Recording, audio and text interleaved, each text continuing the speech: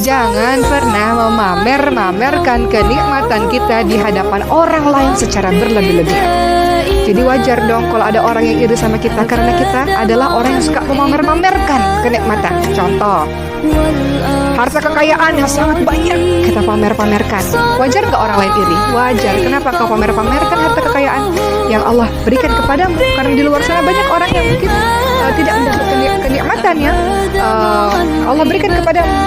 Atau teman-teman punya pasangan yang baik, yang romantis, dan teman-teman posting di sosial media keromantisan, peluk-pelukannya di posting di sosial media, keakrabannya, keintimannya ya sebagai suami istri di publish di sosial media. Sementara yang nonton ada yang jomblo, atau yang nonton ada yang belum menikah, atau yang nonton ada yang suaminya kasar padanya, atau yang nonton ada yang suaminya tidak pernah berlaku baik, berlaku lemah lembut kepadanya.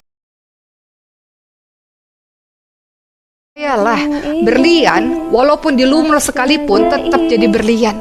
Engkau tidak perlu meninggikan dirimu, tidak perlu show off tentang dirimu. Kalau engkau berlian, orang lain tahu engkau berlian pada satu hari nanti, teman-teman.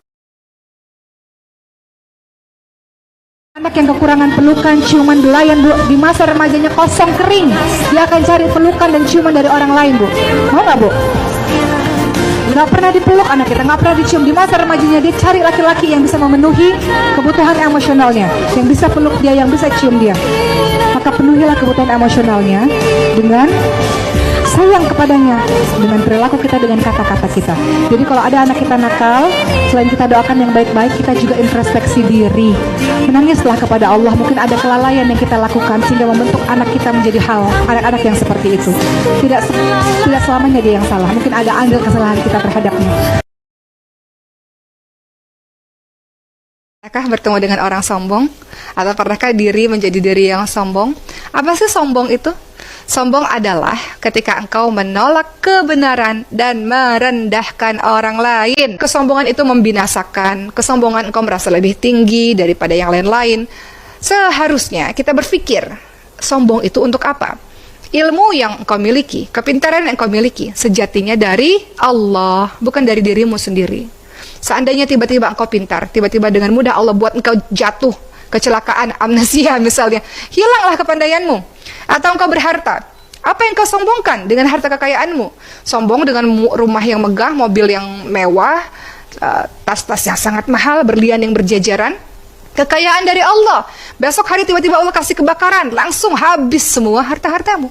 Bukankah kekayaan itu milik Allah Subhanahu wa taala? Apa kata Allah Subhanahu wa taala? Allah berfirman, dan janganlah kamu memalingkan wajah dari manusia karena sombong, dan janganlah berjalan di muka bumi ini dengan angkuh. Sungguh Allah Subhanahu wa taala tidak menyukai orang-orang yang sombong dan membanggakan diri. Dan sederhanakanlah dalam berjalan, dan lunakkanlah suaramu. Sesungguhnya seburuk-buruk suara ialah suara keledai. Itu kata Allah Subhanahu wa taala. Kita nggak boleh memalingkan wajah dengan sombong, jangan jalan dengan sombong, jangan meninggi-ninggikan. Ciri-ciri orang sombong apa? Berbicara terus-menerus tentang dirinya, meninggikan dirinya terus-menerus. Percayalah, berlian walaupun dilumrah sekalipun tetap jadi berlian. Engkau tidak perlu meninggikan dirimu, tidak perlu show off tentang dirimu. Kalau engkau berlian, orang lain tahu engkau berlian pada satu hari nanti, teman-teman sekalian. Laki-laki punya harta, sebagian harta laki-laki milik istrinya, milik wanitanya. 100% harta milik perempuan dari uang kerja kerasnya, 100% milik dirinya. Enak gak Bu jadi perempuan? Adapun kalau perempuan memberikan untuk keluarganya, namanya sedekah. Jadi perempuan telah memberikan sedekah kepada suami dan anak-anaknya, dan itu adalah sedekah yang terbaik. Maka hebat tidak perempuan-perempuan yang seperti ini? Bukan tugasnya menjadi tulang punggung, tapi dia mau melakukan hal tersebut untuk membantu keluarganya, orang tuanya. Karena Bu, kalau kita tidak bekerja misalnya, kemudian suami memberikan uang kepada kita, kita mau memberikan kepada ibu kita, kepada adik-adik kita, kita harus minta izin kepada suami kita. Kita berikan sedekah kepada fakir miskin, pakai uang suami, kita harus izin dengan suami, ibu sekalian. Makanya Cari teman-teman yang bisa membantumu menuju ke jalan Allah. Engkau boleh berteman dengan siapapun teman-teman sekalian, tapi engkau harus bersahabat dengan orang-orang yang membuatmu taat kepada Allah. Engkau lihat wajahnya saja engkau merasa semakin taat kepada Allah Subhanahu wa taala. Perumpamaan orang yang menjual minyak wangi, kata Rasul, siapapun yang berteman dengan penjual minyak wangi kecipratan wanginya, siapapun yang berteman dengan pandai besi kecipratan baunya atau apinya. Seseorang tergantung dengan siapa dia Maka pembelaan terakhirku adalah, ku katakan pada suamiku, jangan biarkan Doni pergi. Sudah terlalu lama Doni meninggalkan kita. Izinkan Doni untuk bersama dengan kita. Ini permintaan terakhirku, kataku berusaha untuk membujuk suamiku. Suamiku kembali mengatakan, dia sudah besar, dia harus mandiri, biarkan dia pergi. Begitu kata suamiku. Maka Doni pun pergi. Doni senantiasa menelponku, memberikan kabar untukku. Dia berpindah-pindah kota dan akhirnya bekerja di luar negeri, membangun karirnya sendiri. Dan apa yang terjadi pada keluarga kami? Jabatan suamiku semakin naik, harta kekayaan kami semakin melimpah, dan kedudukan kami di mata masyarakat semakin tinggi.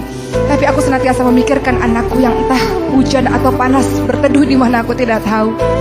Tapi kemudian keadaan terbalik. Ternyata suamiku terkena kasus korupsi. Semua harta berharga, rumah disita oleh polisi, dan suamiku pada akhirnya digiring untuk menuju ke penjara, dimasukkan ke dalam penjara.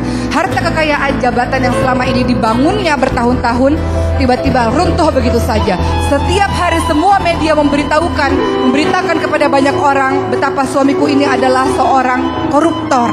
Dan pada akhirnya suamiku yang dipenjara, aku dan kedua anakku ini pada akhirnya harus kontrak di sebuah kontrakan yang kecil.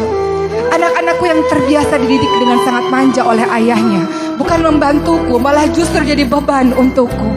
Anak-anakku, adik-adiknya Doni ini kemudian kembali tidak mau sekolah, tidak mau kuliah karena merasa malu semua orang membicarakan tentang ayahnya. Maka semakin terpuruklah kehidupanku. Dan aku merindukan anakku Doni, kemana dia? Dan suatu hari, Assalamualaikum, terdengar suara di depan pintu. Dan itu adalah Doni. Doni memelukku dan memeluk adik-adiknya. Maafkan Doni bunda, maafkan Doni adik-adik.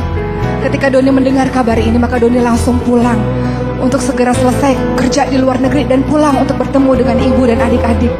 Dan Doni pun kemudian menjadi pemberi nafkah bagi kami. Tidak hanya menjadi tulang punggung keluarga, tapi Doni senantiasa mengingatkan kepada aku dan kepada adik-adik, ini adalah cobaan dari Allah. Bagaimana Allah menegur ayah dan menegur kita.